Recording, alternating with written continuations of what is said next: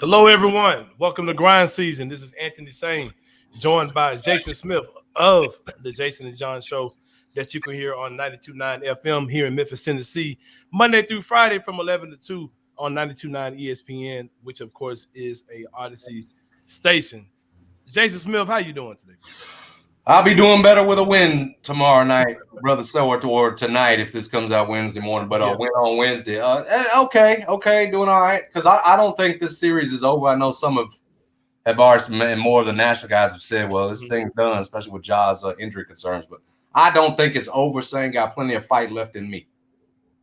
Yeah, we had kind of thrown around when we were going to record this week. Were we going to record Monday, the day after the game? Then he was like, well, if we do it, we got to wait until the Defensive Player of the Year stuff comes out, where something's official on Jaren. He was like, well, we might as well wait until Tuesday if that's the case, because then we can kind of tie in. Maybe we'll know a little bit more about Ja, get some sound, some sights and sounds or whatever, some eyes, who've seen Ja since then or whatever. Yep. And also, man, I didn't want to talk about this shit. I was at my watch party. Shout out to the people who came and supported the Two Broke for Tickets watch party at Hooters last Sunday. We will be doing another one tomorrow. Another one. All right. At Hooters, the staff and management there were super excited. They were impressed by the turnout. I didn't want to talk about this yesterday. Wasn't ready. I need another good 48 before I talked about it. But it's time to talk about what we saw Sunday. I've tried to remove as many emotions as I can. But it's hard, Jason Smith. It's hard. It's hard not to be emotional after what happened on Sunday. So many gut-wrenching things, so many things to be disappointed about. The Grizzlies, of course, lost Game 1 to the Los Angeles Lakers, a game that was a lot closer than the score, I believe. I think it got away from in the final moments, and the Grizzlies kind of took their hands off the rope in the game. He's really got away with them in the final minute or so of the game.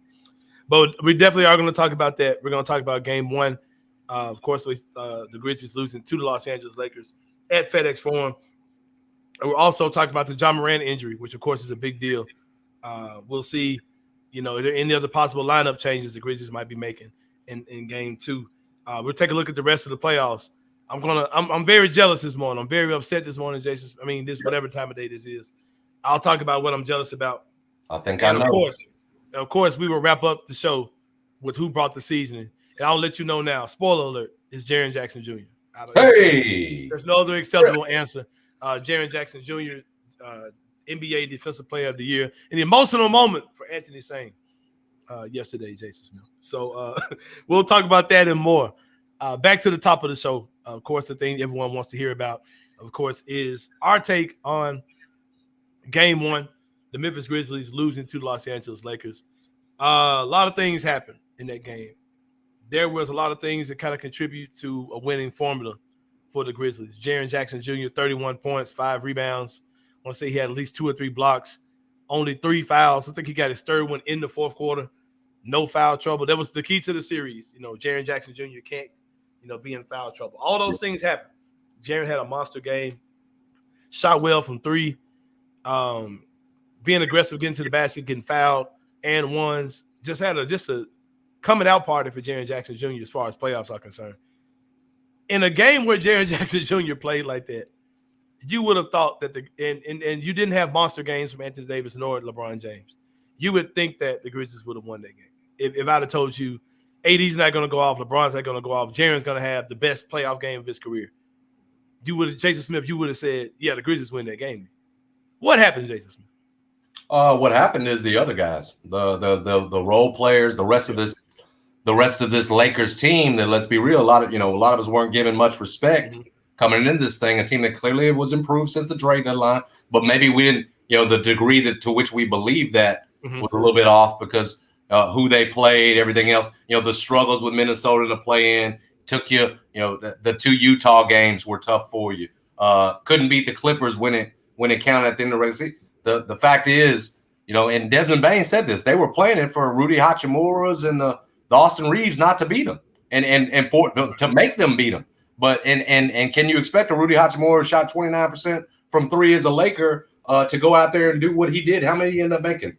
Got 5 threes. 5 of 6 from 3, 11 of 14 overall, and a 29 performance off the bench. It was what we had not factored in was the possibility that the Lakers role guys, Austin Reeves included in that, could be that good, because it was them that won in the game. Saying LeBron James took one shot in the fourth quarter. He didn't have to do anything. I mean, Anthony Davis certainly had a big hand with his defense, rebounding, but it was Austin Reeves and Rudy Hachimura shooting that won him the game. And I don't think any of us had prepared for that scenario. Yeah, we definitely weren't prepared for those two guys, especially.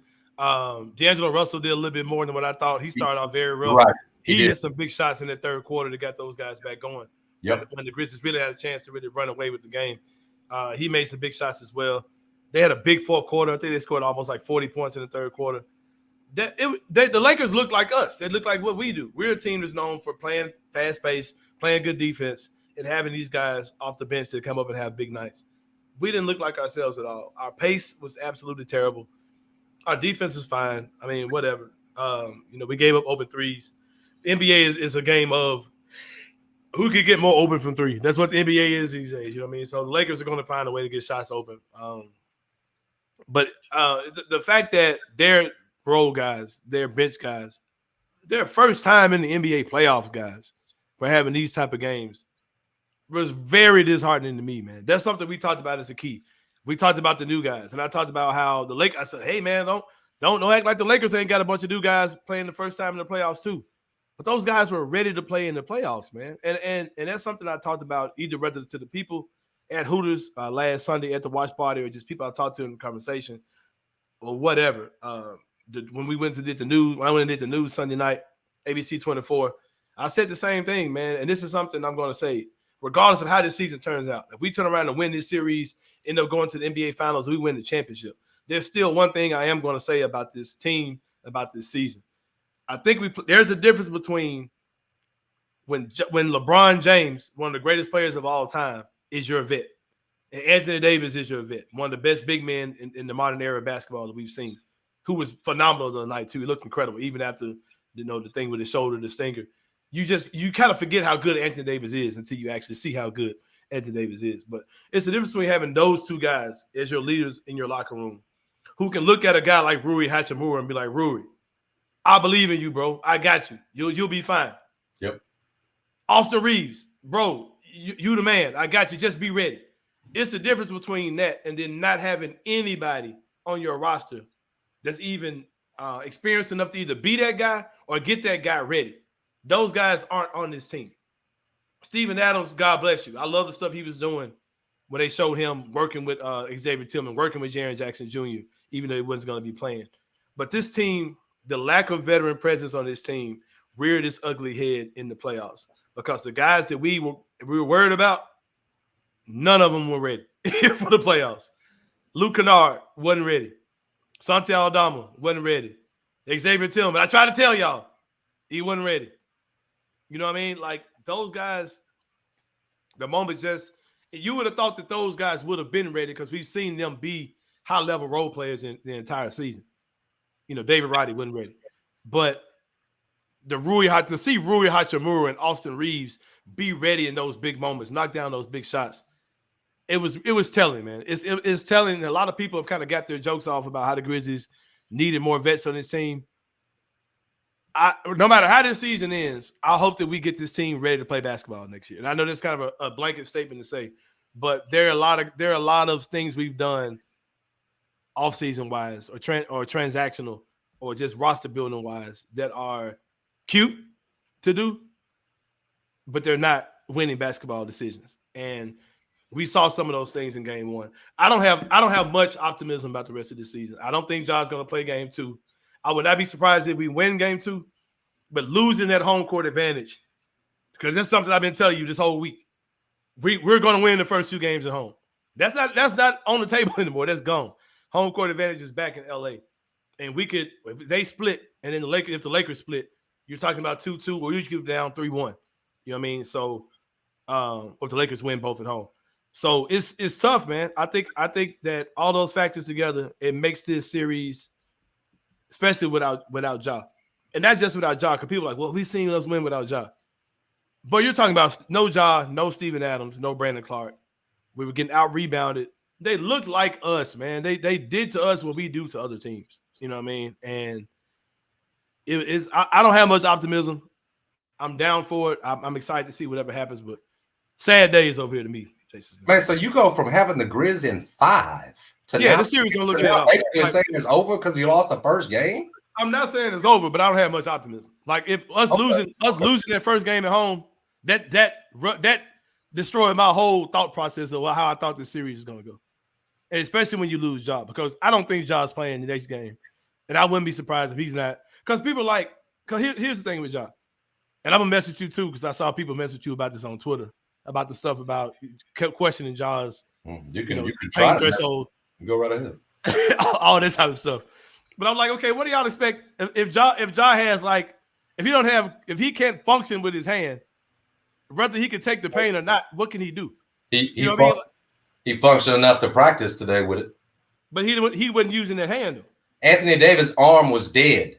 That man, his arm wasn't functioning in that game. Is Anthony Davis and LeBron James, are they playing through pain? You talking about a stinger. It's not a pain threshold thing though, Smith. You talking about a stinger, bro. Like it's your nerves. It's completely a pain threshold for Ja. Now you're separating that. It's not. It's more than just a pain threshold though, Smith.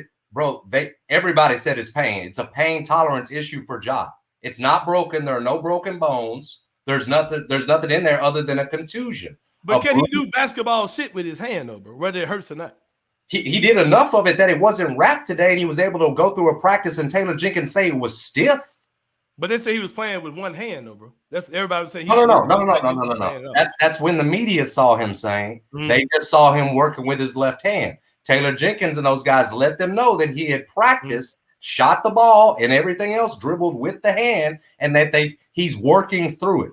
That there's some stiffness. Bro, we're talking about a pain issue. Pain can be managed. I'm not sitting up here and going and turning a heel on Ja today and saying now all of a sudden this cat is soft. But you absolutely there is no cast. There is only a pain tolerance issue. And if you can do something to manage the pain, which we know you can, bro, there are guys in these playoffs that are playing through pain on every team. And so but here's go ahead. I'm sorry. Go ahead. No, for real, go ahead. No, I'm just saying. I think Ja owes it to his teammates, who at one point this season he was potentially letting down when he put himself in the situation he was in with the gun and Instagram. Like, you got yourself suspended. They brought you through, right? We're talking about an instance in that game where he goes up saying recklessly. We can say all day long that's Ja and that's the way, but some of us have been saying for a long time you don't need to be playing like that, especially in a game where you have a right hand that's already hurting. And so again, this is a situation he put himself in, and now all we're talking about is some pain. I just from my standpoint, I ain't saying Ja's got to go out there and score 30 with a hurt right hand, but you absolutely need to give it a go. You owe it to your teammates who have gotten you to this point with this 2 seed. You owe it to the organization, which has had your back through everything. And frankly, you'd owe it just to, what you've been through in this past year, man, the stories that are out there about you. So I don't understand how, we'll write off dudes in terms of talent, say, no, he's sorry. Or even with Steven Adams, we're questioning his toughness. But with Ja Morant, no, the moment you say, well, man, if he doesn't give it a go and we're just talking about a contusion, man, that's kind of soft. But the moment you say that, all of a sudden, Ja Morant's a victim and the media is piling on. I have a problem with that double standard. Yeah, I got you on that. But let me clear this up to what I'm saying to you. If you're saying that it's a pain thing, period, I'm with you. Shout out to you. Shout out to us with the solo cups too, man. Yep. I got the blue, you got the red. Blue, baby. Like we have a real political debate or something. Shout out to America. But now, if you're talking about a pain thing, I agree with you. Like, Ja, go do what Patrick Mahomes did and go play. Like, if it's a pain thing, sure. I just watched Kendrick Davis play on a bum ankle all season. That dude has, I don't know what the hell that dude had going on with his ankle. Yeah. And I know different injuries, and you could tell me, well, Ja needs this, but we're talking about a pain issue, saying you can manage pain. But we've seen Ja come back from injury super fast too, though, Smith. That's why I think it has to be more than, I think it has to be a mechanical thing. I don't know if you guys are listening, if you're watching, but if you're watching, this is the question I have, Jason Smith. Can a motherfucker do this? Can his hand do this shit? That's what I'm wondering, man. Like, I don't know. You know what I mean? Because they're saying the media's like, we saw him, he wasn't using his right hand at all. That part, that was not practice. They just saw the playing around. And it's been made, and Taylor Jenkins made it clear that he used the right hand in practice, went through some pain. It was stiff, as he put it, but that he's working through it. And so he had given it a go. And what the media saw by the time the scrum portion of it started was the aftermath, and then him just playing around with the left hand and putting ice on the right hand after working it out. So listen, I'm hopeful that thing is in good enough condition after another night's rest that tomorrow, again, a day after you were able to give it a go in practice, that you can at least give it a go. I'm not saying Ja got to play 40, 45 minutes, do whatever he's got to win. But what I'm saying is you owe it to everybody out there to at least give it a go if this is just a pain tolerance thing, and the organization has pretty much laid it out that it is. Do we want him giving him a go if he's out there turning the ball over because he ain't right? Well, very easily you can pull him then. Very easily you can pull him then. But you want to at least see him get out there. Man, didn't he say he was a cyborg at one point? He was Wolverine. Wolverine. Let's go. Let's go. Wolverine this year because it's something with his ankle this year. Because I'm telling you right on the day tomorrow is 9:00 Wednesday morning it drops. I'm telling you right now, Ja after whatever you got to do for the pain, ibuprofen, shot, whatever it is, I'm guarantee you he won't be feeling the thing by the time he gets to playing and hits that first basket. So give it a go. Give it a go. And yes, if it's not going, we can sit you down. You can sit down. Because Sain, here's where I'm at. You're already not optimistic about the rest of the series. I won't be either if the Lakers steal this one. And any chance y'all think, you go down 0-2, it's over. I mean, the Lakers are not going to come in here trying to coast. A vet like LeBron James sees a situation where Morant's injured and they can go up 2-0 with a chance at a short series, and maybe they can wait on Sacramento. You know, they're not going. There's a good chance LeBron goes, all out to get this one. So I'd like to have Ja Morant if possible. Right. Definitely, for sure. You guys are, of course, listening to Grind Season with Anthony Sain and Jason Smith here on the free Odyssey app or wherever you listen to podcasts. And you may be watching us on the Odyssey Sports YouTube page. Please subscribe to that. If you're trying to look for us there, just go to Odyssey Sports or just type in Grind Season. We're, of course, talking about the Ja Morant injury. We'll talk about that even more as the show goes on. Another interesting thing that you said is there, not saying you said this, I'm asking you this, but you said something that made me think about this. I want to make sure I'm not putting words in your mouth. Do you think that there's any chance that the Grizzlies might be playing possum with Ja Morant? Like they know he's going to go. He's already said, yeah, I'm fine. I'll be all right by tomorrow. I know you guys are going to drug me up or whatever you're going to do. Because like you said, the media said that when they saw him, he wasn't using that hand at all. And of course, Ja knew the media was looking. Of course, the team knew the media was looking. If anything, they could have just took Ja off the court. Do you think there's any chance that the Grizzlies are playing this close to the vest to kind of make the Lakers have to wonder what's going to happen, maybe change their strategy? Do you think there's any chances there's something like that going on? I think there's a gamesmanship. There's some going on here. You make it a game time decision. You make the Lakers have to prepare two plans. I mean, why not put them in a position where they've got to over-prepare possibly for a team that's led by Tyus Jones, 32-13 last 2 years with him, and then the team that's led by Morant. So literally, I think their coach was I think he was asked about it earlier, just about what you got to do. Are you preparing for Ja? They said preparing two plans, and so if you can, a little bit of gamesmanship there. I'm not saying that the Grizzlies know today that Ja's going to go, but I bet you, man. Again, looking at some of the words that Taylor Jenkins used, like working through it, stiffness. It just didn't sound like it's, like we're talking about a guy who's going to have his hand amputated here. It sounded like a guy who, hey, maybe Monday morning he wakes up and that thing is feeling really good. Like I felt more optimistic after listening to Taylor Jenkins. The fact that they let him practice today, trying to work through it without a wrap. You didn't have to wait till, shoot around tomorrow hoping. And, man, I think there might be a little bit of gamesmanship involved. I can see that. Letting it go up to game time. And I'm going to say this as we wrap this up. Y'all got my boy Jason Smith like fucked up out here. You know what I'm saying? That's why my boy had to come out here off the clock, outside of 92.9, let y'all know. I like how you said, I don't know what you're going to say to me, but I got something to say to you. I appreciate that. It's hilarious to me that they're there seems to be a set. Let's be real. There's a set rules. We handle John Morant with pet gloves, bro. Like for what we can say about some players, and then if we apply that to Ja, even with everything we've seen that he ain't perfect over the last year, he got a lot of growing to do. Lot of times he's played victim, right? And other times he's trying to play hardest dude in the room. You know what's hard, saying hard is just taking care of your business. Hard, take care of your body. Hard is the season that Jaren Jackson Jr. had this year, coming back from injury, in there for you, grew up offensively. Like, to me, that's hard. Hard is a guy who comes to work every day, doesn't need, just lets the work do the talking. I ain't saying Ja's got to change the DNA and stop talking, but I'm saying that's what makes you hard rather than a video or something, or this injury is so tough. You know, you don't complain. You put the hard hat on. You do what Jaren Jackson Jr. has done all season long. That's the kind of hard I want to see out of Ja Morant. I know it's in there and it's coming. Just put the hard hat on. Ja's that dude for sure, man. He is that dude.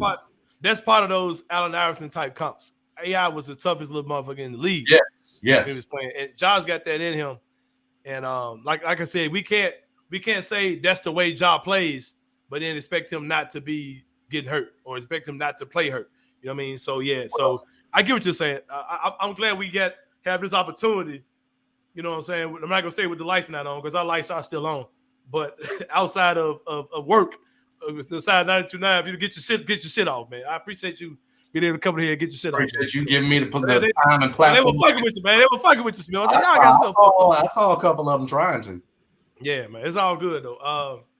But yeah, another thing too, I definitely want to throw out is I kind of want Ja to be on the court because I'm thinking in my head, in the same brain, like, how will the Lakers guard us if Ja Morant's not playing? Because right now they're guarding us with Jared Vanderbilt guarding Ja Morant.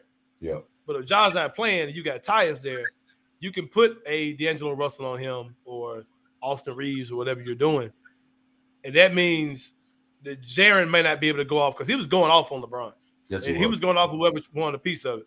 But if you could use Vanderbilt to kind of cheat off of his man, who may be Tillman, or LeBron to cheat off his, if LeBron switches to Tillman, and lets Vanderbilt be the primary defender, you could kind of double team Jaren because Tillman's not. God damn it, Tillman, God bless you. But I told y'all last, I don't trust Xavier Tillman in the playoffs, bro. And he's gonna be better in game 2, but it's a problem for the entire series, son. Yeah, they're gonna. Man, it really sucks that we're shorthanded in our front. It does. That's why I agree. It. Yeah. I got Tillman after you because you said it. Like you talking too comfortable knowing our front court is this fucked up. You told me for sure. And I agree with you on having a veteran presence. It's great, especially it's not just veteran presence when you're talking about guys like LeBron. I mean, look at what Mike Brown's doing for Sacramento. A guy that's been don't, God damn it! I wasn't ready to talk about Sacramento, but go ahead. Well, I'm just saying that confidence level that comes with it and being through it. A guy like LeBron empowers Austin Reeves to believe, and maybe you do need that guy. But saying one thing about it, you're so shorthanded. You were just so shorthanded. I'm telling you that game 1 probably looks a lot different if you've got Brandon Clark. Forget Steven Adams. So Adams and Brandon Clark, guys who have cut their playoff teeth, man. Guys who've been there, true. Had huge playoff games. Being without those guys, I totally underestimated what it will be because I expected more from Tillman. Tillman gave you nothing. Santi's fine. He's not ready. A little bit. He just not ready. He's ready for this, right? Not yet. But hopefully there is a day when Santi could be a very valuable player for you. He's gonna be a hell of a player. It's just you're so short. You're just limited in options right now, limited in adjustments that you can make because the rotation's so much shorter with these guys out. Right. So another reason I just pray Ja's there tomorrow night. Yeah, man. Hey, goddamn it, Jason Smith, you brought this up. I wasn't ready to talk about this, but goddamn it, we're here now. I feel a fucking way about the Sacramento Kings. I knew that's what I am a hating ass motherfucker right now when it comes out to the Sacramento Kings, bro. They living out our dream, man. I agree with you. I feel like Damian on Creed 3. I feel like the Kings are living out our destiny right now, bro. God damn. They are. That's because they are. They're about to put the knife in the team that we were supposed to be doing that to. They're about to end. We live in their heads. Yeah, we about to be at the house. and the Warriors about to get put out, but we ain't putting them out. Man, I'm sick about this, man. You know the other thing too, Sain, to be jealous about with them too, real quick, to your point. Don't say it. Don't say it. Go ahead. Let me say what I'm about to say because I don't want you to take it from me. Because I'm hurting, man. I'm seriously fucking hurting right now about the Sacramento Kings. You know what the Sacramento Kings did, bro? What? They took a core that is not as good as our core, man. Their core, their big three, Harrison Barnes, I'm about to say De'Aaron Fox, and goddamn Sabonis kid, Sabonis Jr. or whatever. Do you count Barnes as the big three? Or is it Monk and Herter? I don't know. I guess Barnes. You gotta say Barnes, yeah, or whatever. That's my point. Their core is not as good as our core, bro. Our core is like second team All NBA, All-Star starter, top 10 player in the league, John Morant, defensive player of the year, Jaren Jackson Jr., Desmond Bane. That's your core. Yeah. But Sacramento went and got some dudes that can play basketball this summer, man. They went and got no stars. He went and just got some dudes. They got like not John Conchard, not David Roddy, not whoever the hell we playing around with. You know what I mean? Like they went and got, like you said, Kevin Huerter. I mean, they went and got Malik Monk. They shored up there. They went and got dudes that can play basketball, bro. Yeah.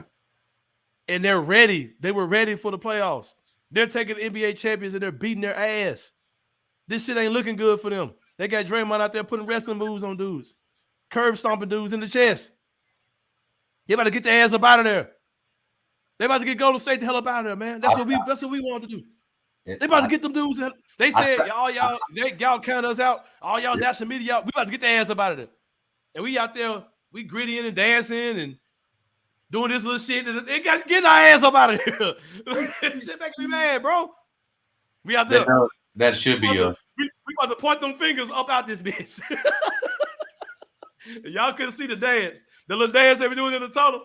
Yep. You need to point that bitch to the left. The Antonio Brown put that put it on. Shit, man. I'm not saying the season. I'm getting my jokes off. We could very well win this next game, and the series looks a whole lot different. Because you would think, okay, we found something. Or it could be Rui Hachimura and Austin Reeves won't ever do that shit again. Right. And we had those dudes. But, dude, Sacramento, I'm fucking hating them dudes, bro. I'm hating on them for real. I'm extremely jealous. I'm in the same boat. I'm jealous of them. They're not as good as their core isn't as good as us, but they went out, they shored up their weaknesses. They didn't do the cute. Let's develop everybody. Like, no, it's not a kid team full of kids. They went and got some dudes that are still fairly young. They got, bro, when the Lakers got Rui Hachimura, I'm pissed off. When the Lakers got Rui Hachimura, I said the nerve of the Grizzlies to look down their nose. Because I talked to fans and just people about Rui, and people looking down their nose. I'm like, what? Like, we played John Conchard 30 minutes a game. Like, what are y'all talking about? We're better now. And look at that dude. Look at that dude game one. The Lakers went out and got that dude for nothing. They got Mo Bamba for nothing, who's not even playing. But, Mo Bamba's been better with them. Come on, man. Like, we sat there and just watched the Lakers just go get – I've been hollering at you about Jared Vanderbilt this entire year. Like, go get Jared Vanderbilt. Just go get Jared. You could have got him for nothing. You could have got him and Malik Beasley for nothing at the deadline. It's just – we just got too cute, man. But like I said, the season's not particularly over. We can win this game tomorrow. The series looks a whole lot different. But it's going to be crucial, man. It's going to be tight for sure. I'm just saying Sacramento's benefited from the one thing that you make a great point about the vets they added. Like, I love the Monk addition, bringing him in from the Lakers. Herter's been awesome.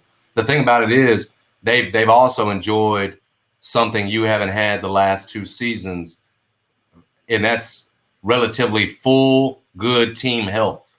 Like, there's such them dudes ain't been hurt at all. No, they league leaders in terms of fewest games missed by their key guys. I'm hating on y'all health. I'm hating on y'all feeling good. See, that's the other thing about it. Like, they've had great health, and again, saying we would be talking about this completely different. I suspect if the Grizzlies were healthier, we would be talking about what they need, where with this offseason, how far they could go. Completely different if we had more of a full picture. And now for 2 years, that's the unfortunate part. And it would be added to if John Morant doesn't play on Wednesday. 2 years, you haven't had your full roster through your run, and you've had to do it with shorthandedness and everything else, guys going down during the playoffs. Whereas Sacramento's they're benefiting from all that in this run back. So that's why I'm jealous of them. Just because, you got to tip your cap to the effort. but it's really health is luck. And they have benefited from good luck all year long with that, man. They got all their options. The Grizzlies are in this with almost one hand tied behind your back in many ways. For sure. I do expect a better game. Game 2. Luke Kennard is going to have a better game. I think this is going to be a Luke Kennard breakout game. Desmond Bane is going to have a better game. He has to have a better game. Like we saw him, he was decent. And I'll say this too, man, as we get ready to wrap up the show to go into our final segment.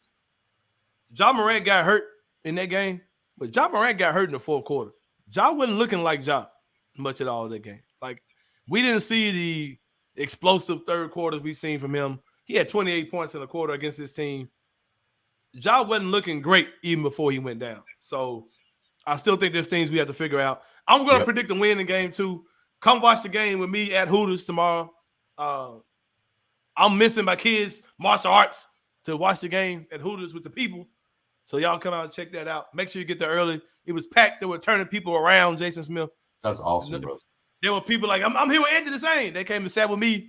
We were at a table, about 10 people at the table, just because they wouldn't let nobody else come in. They said they wouldn't let you come in unless you was sitting at a table. So I had to say, hey, they're with me. So make sure you're tipping your waitresses there as well. So are you doing those for every Grizz home game? No. Yeah, every home game I'm going to do them. I don't know how many I got left. So yeah, I ain't going to miss none because I'm going to cherish every one of them. Yeah. But yeah, home games only. I don't want to compete with what the Grizzlies are doing because they're going to have their official watch parties, which are going to be bananas. I want to be a part of those. Right. So I'm not going to interfere. Yeah, that's right. That's right. Yeah. Oh, don't worry, man. You'll be back for game 5. You'll be back at Hooters for game 5. It'll come back. That's the hope. Calm down. That's the hope, man. Yeah. Yeah. Me and Lizzo will be in that bitch for game 5. But no, we'll be, man. I don't know, man. I'm hating on Sacramento so bad, man. Like, the folks are about to put the Warriors out. I love how they're playing Draymond. I was talking about it on the show. They're using Draymond's antics on him. Grabbing him, holding him. I mean, that's what Draymond does to other folks. They're getting him started. I love Mike Brown, bro. He's been there. No Draymond. Here's how we go. Gives you an advantage. I hadn't even thought about that. Former Warriors coach and everything. Man, fuck them dudes, man. Fuck them dudes. Y'all listen to Grind Season here on the Odyssey Network with Anthony Sain and Jason Smith. Watch us, subscribe, listen, whatever, share, do whatever you need to do. All the cool internet talk. Do all those things with the podcast. We appreciate you guys for rocking with us. The final segment of the show. Who brought the seasoning?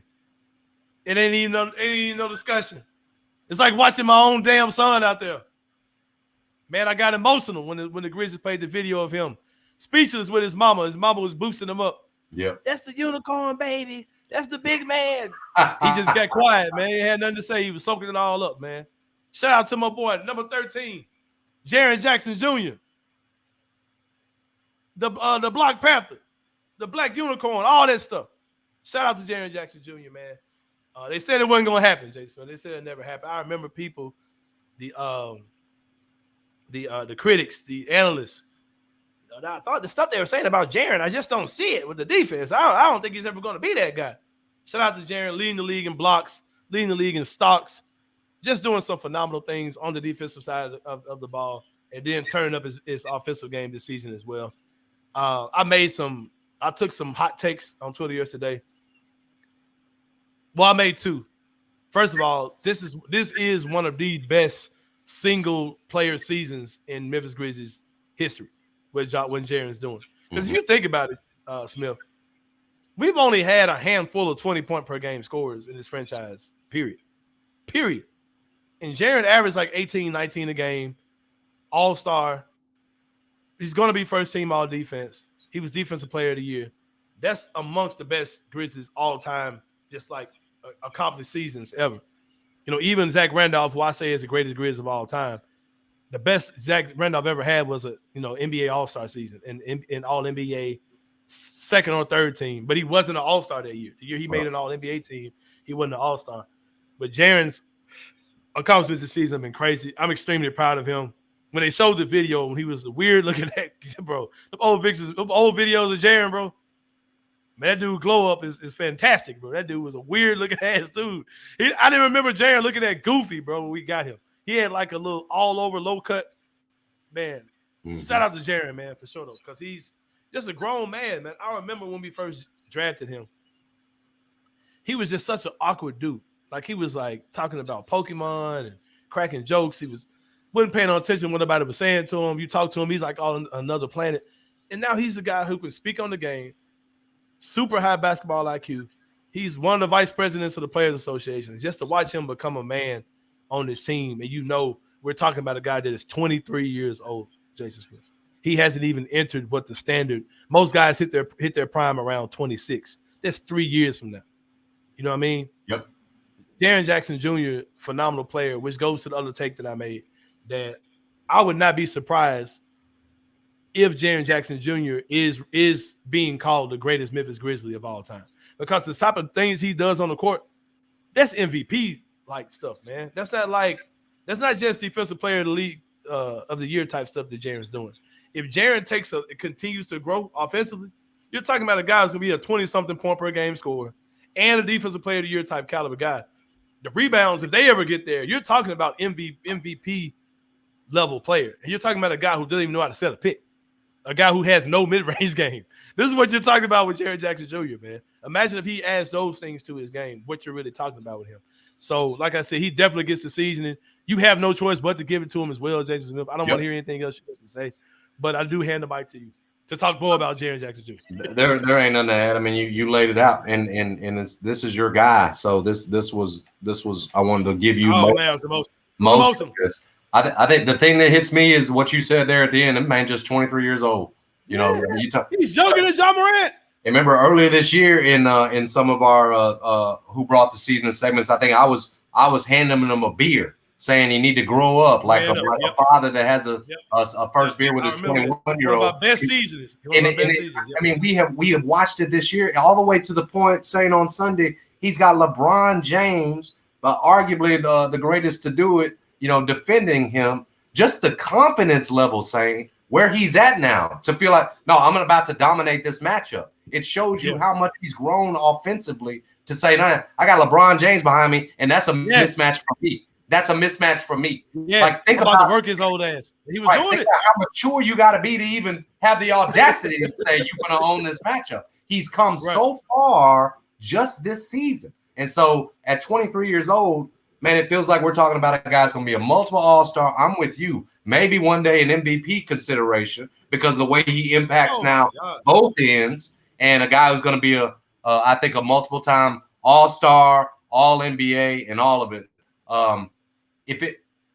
Jaren Jackson is really the story of this season, to be honest with you. I know when we look back, it might end up being a what if. No like, injuries, no games. For being healthy. Right? What if Ja didn't? That might be the way we frame. But ultimately, this season, it's been themed by Jaren Jackson's growth, and it's been the best thing, quite frankly, about this year. And now I'm just looking forward to seeing how good he can get. And you got that man on a slightly less than max deal, so on a great deal for the team. I mean, man, bro, you're getting it all from Jaren Jackson Jr. So to Trip, the man that was the inspiration for the Triple J sauce over at the Wing Guru. Congratulations, brother. You've earned it. Yeah, man, for sure. Jaren definitely gets his accolades. I'm one of Jaren Jackson Jr.'s biggest supporters. If you'd have told me, man, you know your boy Jaren gonna be an all-star this year, that alone, I would have said, man, get the fuck out of here, man. Don't play with me. Like, come on. Like, and he did it, man. He was an all-star. I kind of predicted Defensive Player of the Year. I was down for it. I didn't throw any money on it. Oh, shout out to all the Grizzly fans, man, who threw some coins at Jaren for Defensive Player of the Year. Especially when you had the good odds against that man. Because I know some people got that money, just thinking out of their emotions. Shout out to all the Grizzlies fans who got paid for that. But if you had told me that this is the season Jaren's going to have, where you're like, okay, hey, the Grizzlies game one of the playoffs, our offensive focus is going to be feeding Jaren Jackson Jr. in the post. I'm like, man, get the hell out of here, bro. What are you talking about? And that's what we're seeing, man. We're seeing Jaren playing against one of the greatest players of all time in LeBron James and cooking him and cooking Anthony Davis, who's one of the best two-way players in the modern era. He's cooking both of them. It's great. It's great. I hate that we're down 0-1, but seeing him, show up like this, because that was our biggest concern. The stuff that actually happened, the stuff that we were talking about. I mean, it actually has happened. We didn't even predict none of that stuff. We definitely predicted Ja to get hurt, but we were like, nah, man, Jaren gonna have 5 fouls, and Jaren played a hell of a game, and we still lost the game or whatever. But like I said, man, it's all good. We will be back for game 2 on Wednesday. Come check out the Two Broke for Tickets watch party at Hooters. Get there early, man. Get there early for sure. I'm going to tell you because I barely got a table. I was hosting that bitch. So get down there early. Get down there early. Get you a table. Tip your waitresses. Show some love to them. Be nice to them. Be respectful. But yeah, man. But for Jason Smith, this is Anthony Sain. We about to slide about this bitch and keep grinding.